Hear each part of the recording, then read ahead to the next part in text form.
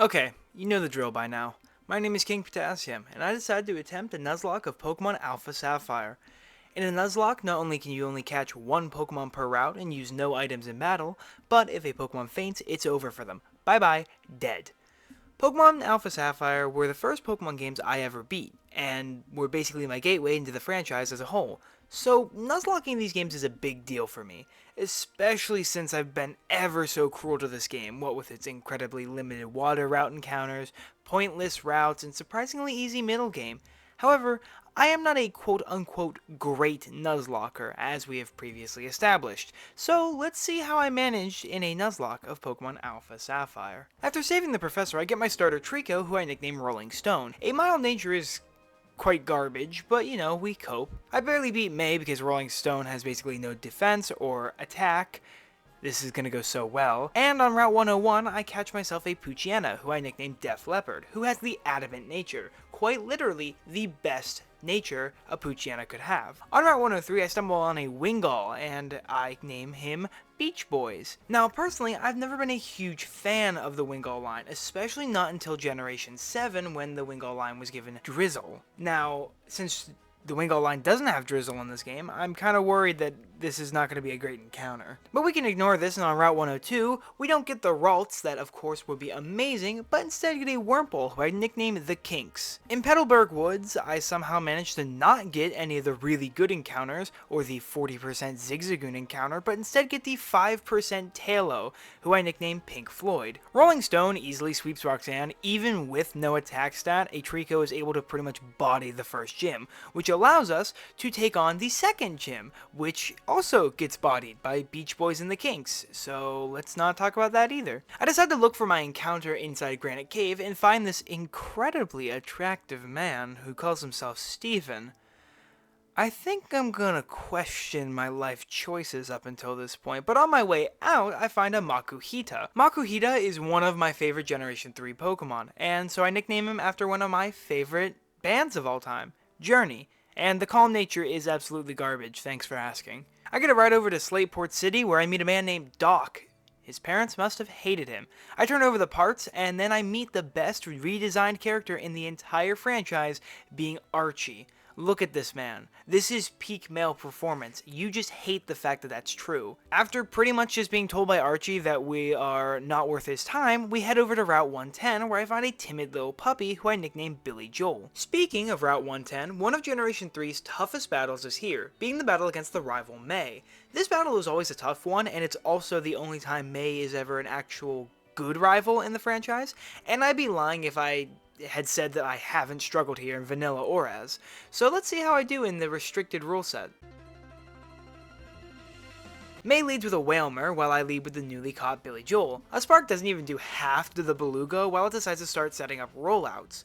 Another Spark leaves the Wailmer on red, while another rollout sends Billy Joel to half HP. But on the next turn, a third Spark takes out the Rotund Whale. Next up is Shroomish, so I decide to risk a swap into Pink Floyd, who gets hit by a pitiful Mega Drain. So with 2 wing attacks, the Shroomish goes down, which brings in Combuskin. I decide to risk Pink Floyd to the destructive phallic creature and go for a wing attack that just misses doing half, and a flame charge leaves Pink Floyd on 3 HP. So I quickly swap into Beach Boys, who takes decent damage from a double kick. Another double kick leaves Beach Boys just on the verge of red, but luckily a Water Pulse leaves Combuskin on what must just be 1 HP. But on the next turn, a quick attack from Beach Boys wins us the battle. Thank goodness I didn't get rid of that move. I embarrass Wally, a little kid I helped catch a Pokemon with earlier in the game, and he totally admits to having a crush on me. So looks like I'm a Walden shipper now. But before I can worry about who I'm shipping with who, I gotta worry about Watson, the electric type gym leader and the next big challenge of our run. And Watson would be difficult no matter what. Watson is incredibly tough unless you have a ground type, and since the only ground types so far have been a Geodude that I don't have, we're in for trouble. Watson starts this terrifying clash with his Magnemite, so I start with Journey. Despite not having guts, Journey can lead the battle with a pathetic fake out, but chip damage is chip damage. On the next turn, a Force Palm misses the knockout, so the Magnemite hits Journey with a Thunder Wave, but a held Cherry Berry cures that ailment for now. Watson uses a Super Potion while Journey hits a weak knockoff, but on the next turn a Force Bomb takes out the Magnemite. So in comes the Voltorb. I swap in Def Leopard while the Voltorb sets up a charge. The Pokeball hits a super powerful Volt Switch, swapping in the Ace Magneton into Def Leopard's Bite, which does about a third. I hit another Bite, and the Magneton hits a Volt Switch, which kills Def Leopard. I had figured Def Leopard would survive, assuming the charge from Voltorb was why the first Volt Switch did so much. So, as the Voltorb switches in, I bring in Rolling Stone. A Mega Drain does over half, while the Voltorb just goes for charge. So, on the next turn, another Mega Drain misses the KO. Again. Okay, at least the Voltorb just goes for charge again, so a quick attack on the next turn can take out Voltorb, bringing in Magneton. The Magneton takes about half its remaining HP from Mega Drain, but it just misses a Supersonic, so a final Mega Drain can take out the Magneton and win us the battle. Losing Def Leopard stings, but of all the Pokemon to lose, it's definitely the most preferable one. I was just hoping I could take it far so that, I could prove everyone wrong that Mightyena is actually a decent Pokemon. On Route 117, I find a timid Roselia who I nickname Thin Lizzie. She doesn't get a lot of use, but just know that later down in the line, Thin Lizzie does join the team in place of Rolling Stone for a chunk of time. Inside Meteor Falls, I spend too much time catching a Lunatone who puts Foreigner to sleep, which is a problem since Foreigner is my lead into the next battle against the Team Aqua Grunts and the admin Shelly. Yeah, they kidnapped the professor or something, I don't know, I really don't pay attention. I figured that May was gonna heal me before the fight, but she didn't. Of course. But since the Mightyena never goes for Swagger on either Foreigner or Journey, the battle is incredibly easy. We have to climb up all the way to Mount Chimney to stop a bunch of ecological terrorists from activating a volcano to make the ocean larger. I don't really get their plan, but we're just gonna keep moving on with this. Have I mentioned I really like Archie in this game? Archie decides that it's about time that we have a battle, since he's kinda tired of just letting me get through the game with only one death so far, and he leads with his Mightyena while I lead with Journey. The Mightyena goes for a Swagger, which boosts my attack by 2 stages, but also confuses me, but a held Person Berry cures the confusion. Then a +2 power-up punch takes out the Mightyena and boosts Journey's attack again, which then baits in the Golbat. But I decide to stay in, taking around 30 damage from an air cutter, while a knockoff does way less than I expected. Then the stupid flying bat thing uses Confuse Ray, but luckily Journey breaks through and takes out the Golbat, leaving only Archie's only true threat, Sharpedo. Since the Sharpedo outspeeds and Journey is currently confused, I make a risky swap into Billy Joel, who is evolved into Manectric, and dodges a Screech on the swap. On the next turn, a Thunder Fang from Billy Joel just misses the kill, but gets the paralysis. The Sharpedo gets off a Swagger, so now I have to avoid confusion, and Billy Joel breaks through, taking out the Sharpedo with a Spark and winning us the battle. I would talk about the Flannery fight, but the most interesting thing to say is that Beach Boys absolutely demolishes Flannery's team without taking any damage. I'm not gonna lie, the Winkle line is slightly growing on me. But before we can worry about Winkle lines and growing on me, I have to worry about the bane of my existence, Norman, the dad who never was there, just like real life. Norman, like the father he is, leads with a Lazy Ape, and I lead with Beach Boys. I lead with a Protect to avoid the Slacking's Yawn, and with that, I have successfully beaten the first Slacking. Since Slacking's Truant ability stops the Pokemon from attacking every other turn, as long as I Protect when the Slaking can attack, this big monkey can't do anything to Beach Boys, until I Protect on a heal turn, meaning that the Slaking can hit Beach Boys with a Yawn. So on Slaking's next Truant turn, I swap into Pink Floyd the Swellow. Pink Floyd can hit a relatively weak attack, however the Slaking just goes for an Encore, so a few turns later, the Slaking goes down. But Pink Floyd falls asleep as the Vigoroth comes in. So I swap into Journey on a Retaliate that does nearly half. The Vigoroth then goes for another much weaker Retaliate, while a Force Palm takes the ugly Simian down, bringing in the second Slaking. So I swap into Foreigner on a Chip Away that just misses doing half. But this time I won't make the same mistake as before. Since Slaking is faster than Foreigner, I can safely go for Dig on the Big Ape's Truant turn, and then on the next turn I can hit the Slaking after it moves, ultimately being able to chip the Slaking down, winning us the 5th gym battle. Me and Wally go on a road trip / date after the battle, so I guess I'm still a Walden shipper, and after getting Surf, I find a Magnemite in New Mauville. The naughty nature isn't great, but it's still not horrible, I guess. It's definitely better than getting a minus special attack plus attack Magnemite. I decide to add Led Zeppelin to the team and quickly evolve him into his final form, Magnezone. I get to go do some beautiful flying with Steven Stone to save a deity or something, but I'm too focused on that smile, his hair blowing in the breeze. Oh, wait, now Matt's into me? Okay, this is getting too much. There's too many guys for me to date in one run. Well, thanks to our incredible date, Steven gives me a token to remember him by, the Mega Ring. I then go to meet my lovely Steven again, who gives me VR glasses. Not my style, but I appreciate the thought, and with this, I can now challenge the flying-type gym leader, Winona. Sky Mom leads with her Swellow, while I lead off with Billy Joel. Billy Joel somehow outspeeds the Swellow and hits a strong discharge, taking out the Swellow in a single shot.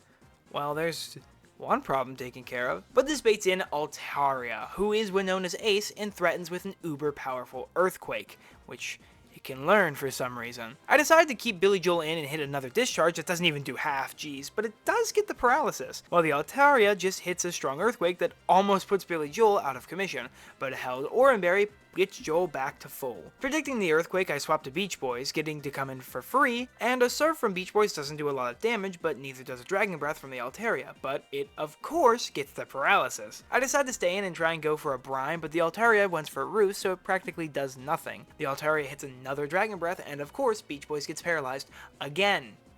This is super fun. I love status conditions. On the next turn, Beach Boys hits a decently strong Air Cutter, but is then knocked down to only 5 HP from another Dragon Breath. So now I have to swap. So I decided to swap to Foreigner, who avoids taking damage thanks to a paralysis. On the next turn, thankfully, Foreigner outspeeds and hits a Rock Tomb that KOs the dangerous Cumulus monstrosity. The Pelipper comes in, and I swap into Led Zeppelin, who can take out the Pelipper with a single spark. I wasn't worried about that thing at all. So that brings in her final Pokemon, Skarmory. Led Zeppelin can hit a strong spark that also paralyzes, but the Skarmory just decides to go for a Sand Attack and an Aerial Ace. So Led Zeppelin can just keep going for sparks and eventually wear down the Metal Bird, winning us the battle. That Altaria was scary, and the rest of her team was not. So that's something. I use Repels up through the interior of Mount Pyre to get a Vulpix encounter at the top. A docile nature is pretty decent. I'm not going to complain about that. We then chase around Team Aqua across the entire region because Archie can't escape me. I also fight the oh-so-sexy Matt, only for Archie to make his grand getaway. Seems like Steven is the only true romantic here. Since the next two level caps are literally only one level apart, despite having like 8 significant battles in between them, I decided to go into the Tate and Liza battle underleveled. However, I completely body Tate and Liza, so who cares? Just ignore how Beach Boys almost died there. It'll come up later, but don't talk about it now. I get invited into Steven's home, and he promises me that if I beat Archie and save the world, he'll take me on another date. Blackmail. Is that blackmail? I've never been blackmailed. Before taking on Archie, though, I grab a few last encounters. In Rustboro City, I revive the Claw Fossil to receive the Beetles, the Anorith. And in Shoal Cave, I can find Spheal miraculously, who I nickname Aerosmith. Both very good encounters that will come up later. But it's time to fight Archie, who's in the center of the ocean, summoning ocean deities or something. I don't know, man. I'm not romantically interested in this guy anymore. Let's kill him. Archie decides it's time to give us a real problem, leading with his Mightyena while I lead with Journey. Journey is able to outspeed an Oko the dog with a single Force Palm, baiting in the Crobat. Or the Muck, I guess. This is fine as I taught Journey Earthquake just before the battle, and Earthquake can take out the Muck in a single hit. I'd make fun of Archie so far for only bringing Pokemon like an Oko to our final battle, but I've learned recently that when you least expect it, evil team leaders always tend to have a trick card they're gonna play. And believe me, Archie's got a trick card. So in comes the Crobat. I swap into AC/DC in her debut battle, and an Acrobatics from the Crobat misses out on half, so I decide to risk an attack to try and hit an extra sensory. But the first Acrobatics must have been a low roll, because in the next turn, AC/DC is taken down by another Acrobatics. Well, that sucks, losing a really good Pokemon before it can even do damage in the run. Whoo boy. I can safely swap into Aerosmith, who has evolved into a Walrein, who tanks an Acrobatics and hits the Crobat for 3/4 with an Aurora Beam, but gets the attack drop, so on the next turn, the Crobat can barely scratch Aerosmith while another Aurora Beam takes out the demon, but in comes Lucifer himself, Sharpedo. I swap into Led Zeppelin while the Sharpedo Mega Evolves and hits Led Zeppelin for massive damage. This right here, though, solidified in my mind that I wouldn't be losing just one teammate this battle. I need to get Rolling Stone in, but a single attack might be too much for him to take, so I need to make a sacrifice. I decide Led Zeppelin is the safest sack to have, so he stays in as the Sharpedo hits another crunch, taking out Led Zeppelin, and burying one of my favorite Pokemon of all time. This sacrifice is rough, but thanks to it, I can now safely swap in Rolling Stone, who with the Mega Stone equipped can Mega Evolve and take down the Mega Sharpedo with a single Giga Drain. winning us the battle. Losing 2 Pokemon I was excited to take to the end of the game is never fun, but in doing a Nuzlocke, it's all about damage control and using Pokemon you've never used before. I may have lost 2 great Pokemon, but I still have options, and I need to keep going, because the world is going to end or something. Because Archie decides that killing 2 of my teammates wasn't enough, and he also wants to kill every living thing on the planet, on accident. What did I ever see in him? At least I'll always have Steven. If I can stop the world from ending, of course. Anyways, I catch Sea God and get Archie to apologize for being a bad sport about our date. And Archie, Maxie, and Shelly go off to star in a 3-season rom-com comedy road trip show that will end up with a solid 7.3 on IMDb. I would discuss the Wallace fight, but like so many of the gyms in this game, it's really easy. All I can really comment about is that Rolling Stone barely doesn't get the KO on the Love Disc by like 1 HP, but thanks to being able to deal with confusion well, I'm able to shred through Wallace's entire team. This was a really hard game. Now, before I face down the Elite Four and Champion, I have one last encounter I decided to grab, being a Frillish on Route 107. You see, after you beat Wallace, for some reason you have access to the National Dex, and you can catch some rare Pokemon on specific routes. Frillish being the only one I caught that was actually ever good. I grab some extra items, and I make it to the Elite Four, but before I can take on any of them, I need to face off with Wally.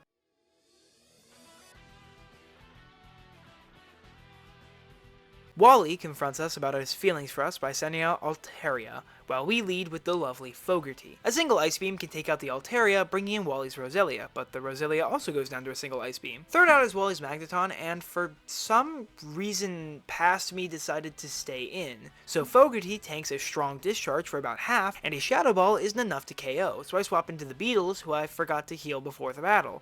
The Beetles doesn't take a Discharge well, so I need to swap again. I decide Billy Joel is the right pick, and I'm proven right as he takes basically no damage from a Discharge, and on the next turn Billy Joel can take the Magneton out with a Bite. So next up is the Delcatty, but this thing is about as dangerous as a paper teapot, so while a Thunderbolt doesn't kill Delcatty, the Disarming Voice does about as much as being struck by a Goose Feather Pillow, so the kitty goes down quickly afterwards. But then comes in Wally's actual threat, Gallade. I think I'm baiting a close combat, so I swap into Fogarty, but the Gallade just Mega Evolves and sets up a Swords Dance. So now I'm screwed. The Gallade outspeeds and hits a critical Psycho Cut on Fogarty, taking him out in an instant. I swap into Beach Boys, who survives a close combat, though barely, but thanks to the defense drop, an Air Cutter can take out the Mega, winning us the battle, but losing a fantastic Pokemon in the process that was going to be a major player into my Elite Four team. So now that we're at the finish line, I have to do a lot of damage control. First up is Rolling Stone the Sceptile. While he's been a sleeper agent this entire run, he is a really good grass type, especially into some of the more difficult battles coming up. With the, let's be honest, mediocre moveset due to that pitiful attack stat, Rolling Stone is really here for moral support and Mega Drain. Next up is the Beetles the Armaldo. I've personally never used one of these fossils, but with that monstrosity of an attack stat and really good type coverage, plus with a beautiful ability in battle armor, Armaldo is a really good Pokemon to swap in when the situation seems dire. Besides, I've never used a fossil Pokemon in my final team. It's gonna be fun. Third is Journey the Hariyama, who is really here because I did not get a good fighting type this whole run. Seriously, I got 2 fighting types in this run, and both of them have a minus attack nature. But since I like Hariyama more than Machamp, he's coming to the endgame. Plus, despite having a minus attack nature, Hariyama has great type coverage and good bulk. Billy Joel is my personal pick for MVP going into the Elite Four. Billy Joel's huge speed and special attack stat, and in addition, his excellent move pool, gives him tons of capabilities to sweep and demolish potential threats. Plus, the Mega capability is huge for that final champion battle. Fifth is the most redeemed Pokemon in my eyes, Beach Boys the Pelipper. I hated Pelipper before this run, but Beach Boys has opened my eyes to the deity that is the Pelipper line. Even without Drizzle, this big bird is a powerhouse, and is really good at wearing down the enemy team. Finally, replacing Jellicent is Boston the Claydol. Claydol is a very defensive Pokemon with the ability to set up and protect the team. The competition to fill Fogarty's shoes was rough, but Boston stuck out to me. Let's hope they can keep it up. First off is Sydney, but this battle is an easy sweep. Journey can take out the first 3 Pokemon, including his Ace Absol, then the Beetles can cut down the Cacturne, and Billy Joel can fry the Sharpedo. Sydney was never going to be a tough battle, but the next one might be. Phoebe leads with her bulky Dusclops, while I lead with Boston. I decide to go for a Cosmic Power to try and boost my defenses, while the Dusclops just hits a Confuse Ray, which is Very annoying. Of course, Boston hits himself in confusion while the Dusclops sets up a curse. Boston somehow manages to hit himself again, and the Dusclops hits a very weak Shadow Punch. The curse brings Boston scarily low, so I abandon my original plan and swap into the Goat Journey. He takes a shocking amount of damage from a Shadow Punch, but on the next turn, a single knockoff takes out the Dusclops. In comes Banette, who hits Journey with a Toxic. Now would be a good time to have Guts Journey, but even without Guts, a single knockoff takes the Banette back to the Shadow Realm, baiting in the other Banette, who just goes for Spite, so this one also bites the dust, and that brings in the Ace Dusknoir. A knockoff doesn't do half, while a Thunder Punch finally puts Journey into a spot where he needs to be swapped out. I choose Billy Joel, who takes minimal damage from a Fire Punch, which it went for some reason. It knows Journey has Thick Fat, right? Luckily, Billy Joel outspeeds and hits a critical Thunderbolt for a KO. That only leaves Sableye, who I thought Billy Joel could body, but seeing the damage a Foul Play does convinces me to swap after a Flamethrower on a heal turn. After a few swaps, I can safely swap into Beach Boys, tank a Power Gem, and take out the Sableye with an Air Cutter, winning us the battle. That one was tough. Glacia should not be. Her lead Glalie is only able to set up a Hail while Journey can take out the oh, good lord, minus attack nature. The Glalie hits a weak Crunch, and Journey can finish up the first Glalie, which brings in the Frostlass, who uses Confuse Ray. But a Hell Person Berry allows Journey to cure the confusion and take out the oh, come on! The Frostlass hits a thick, fat, resisted Blizzard, while Journey can take out the Frostlass with a final knockoff, which baits in the second Frostlass. The Frozen Lady sets up a Hail while an Earthquake doesn't do as much as I expected. The Frostlass then hits a decently strong Shadow Ball while a knockoff takes out the stupid Frozen problem. The Wall Rain comes out and this thing is terrifying. And here I make a terrible decision. I decide to swap out to Billy Joel, who doesn't take a Surf very well, but I need this damage dealt. But the Wall Rain barely survives the Thunderbolt, and the Mastiff Land Beast hits a Blizzard, taking out Billy Joel. This is brutal, because Billy Joel was my main counter to half of Steven's team. But I can't focus on that for now. For now I need to take out this lard monster. I choose Beach Boys to carry that burden, who comes in and takes out the Wall Rain, bringing in the second Glalie.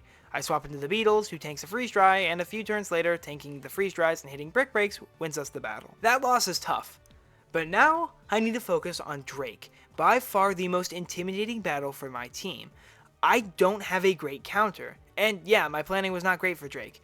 But let's just buckle up and try to make it to Steven by surviving Drake. Drake leads with his Altaria, and I lead with Beach Boys. A single Ice Beam can take out the Altaria, bringing in Salamence. The big dragon goes for Thunderfang, but Beach Boys lives on 11 HP, heals with a Citrus Berry, and takes the Salamence out with a single Ice Beam.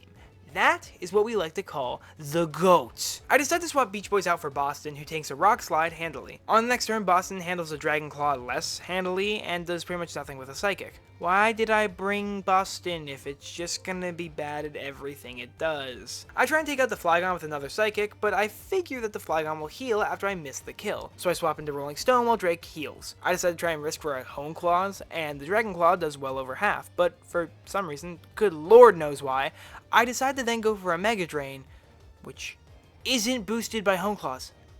It doesn't even do a third, and another Dragon Claw takes Rolling Stone down to only 9 HP. I decide that risking Rolling Stones is worth it though, and I risk a Leaf Blade that thankfully hits, taking out the Flygon. I swear, what is going on with me this run? The Kingdra is up next, but I know Rolling Stone is about done for this battle, so I make a tactical switch to Journey, who gets hit by a very pathetic Ice Beam. The Kingdra goes for a Yawn, but the Force Bomb from Journey doesn't do enough. I try and fish for a crit, but of course I don't get it, so Journey falls asleep. I try and wake up, but of course, Journey sleeps for 3 turns, being taken down to 7 HP before finally waking up and hitting a Force Bomb that paralyzes. I'm not even kidding, I think that's the first time Force Bomb has paralyzed this run. I need a swap, so I switch into Beach Boys, who gets hit down to 14 HP from a Surf. This is getting out of hand. I decided to do something drastic. I'm gonna try and stall this thing. Beach Boys knows Roost, and as long as the Kingdra doesn't get a crit and keeps getting paralyzed, I can heal Beach Boys up to full. But the Kingdra goes for a Yawn, so screw it. A Dragon Pulse does as much damage for my liking, so I swap into my only still healthy Pokemon, the Beetles, who comes in on a paralyzed turn. Then the Beetles can hit an X-Scissor, taking out the Kingdra, bring in the second Flygon. It goes for Screech, as an X-Scissor takes the Flygon down past half, so as long as the Beetles doesn't get a hit by a crit or a high roll, we win. And the Beetles takes like no damage, so an X-Scissor takes out the Flygon. Oh, jeez, this battle was incredibly rough. That might have actually been the worst battle I've ever had in any of my Nuzlockes. The fact that I made it out with no deaths is a miracle. But this run isn't done yet. We still have one battle left, all for the reward of having another date with Steven.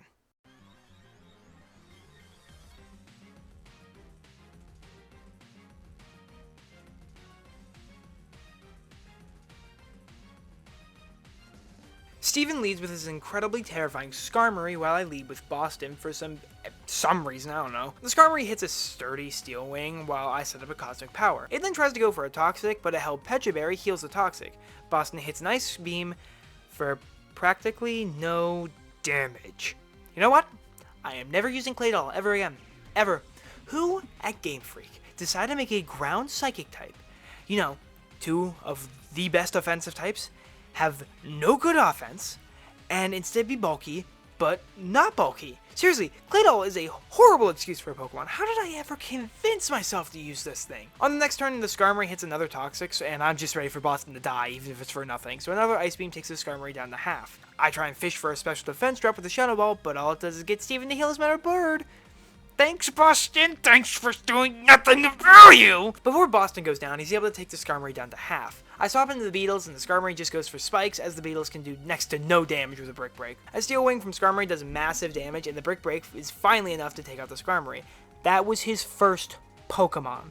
The Beetles baits out Aggron, and according to my calcs, the Beetles should outspeed and take the Aggron down to Sturdy, but of course I'm incorrect, so the Beetles is taken down. Journey can come in and deal massive damage to the Aggron, but not 4 times super effective damage. The Aggron hits a strong Iron Tail, which takes Journey down to 80 HP, and of course gets the defense drop. Luckily, the held White Herb I gave Journey returns his defenses to a normal state, so on the next turn I can take the Aggron down with the final Force Palm. Steven's own Clay Doll comes in and sets up a Reflect as Journey hits a weak knockoff. At this point, I've gone into full panic mode, and I don't even consider swapping out to save Journey from a super effective Extra Sensory, which takes down the long-running backbone of my team. Beach Boys comes in next, and I can hit a Clay Doll with an uber powerful Ice Beam that takes the floating excuse for Pokemon out, bringing in the Claydilly. An Ice Beam does about half, but then all of a sudden I go for Roost.